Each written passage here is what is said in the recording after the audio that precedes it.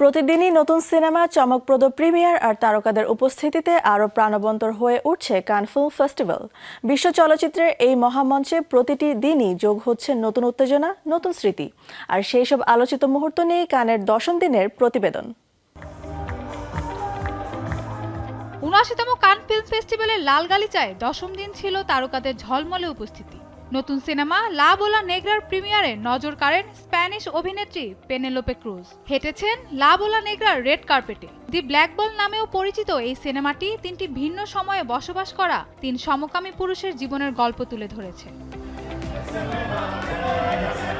কান ফিল্ম ফেস্টিভ্যালে এবারে সবচেয়ে দীর্ঘ স্ট্যান্ডিং ওভেশনের রেকর্ড করেছে লা বোলা নেগ্রা। সিনেমাটির প্রদর্শনের পর দর্শকরা টানা 16 থেকে 20 মিনিট দাঁড়িয়ে করতালি দেন বলে জানান বিভিন্ন প্রতিবেদনে।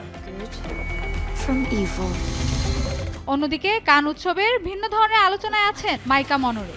তার নতুন horror cinema Victorian psycho uncertain regard বিভাগে প্রিমিয়ার হয়েছে।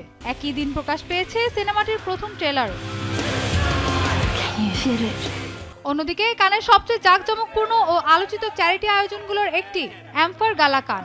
প্রতি বছরের মতো অনুষ্ঠিত হয়েছে এই গালা। মূলত HIV/AIDS গবেষণার জন্য অর্থ সংগ্রহ করতেই করা হয় এই আয়োজন।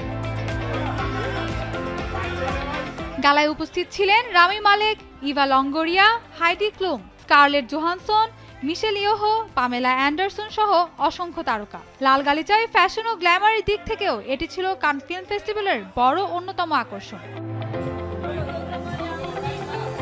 এই গালায় সবচেয়ে বড় আকর্ষণগুলোর একটি হলো লাইভ অ্যাকশন। এবারের নিলামে বিক্রি হয়েছে অ্যান্ডি ওয়ারহলের মার্লিন মনোরের স্ক্রিন প্রিন্ট, বিরল ঘড়ি, ডায়মন্ড জুয়েলারি এবং এমিলি ইন প্যারিসের ক্যামিও করার সুযোগের মতো বিলাসবহুল item.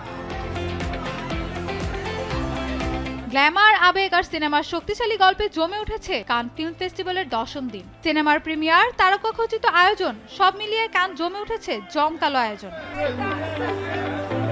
Mahbuba Mustarin, showbiz tonight.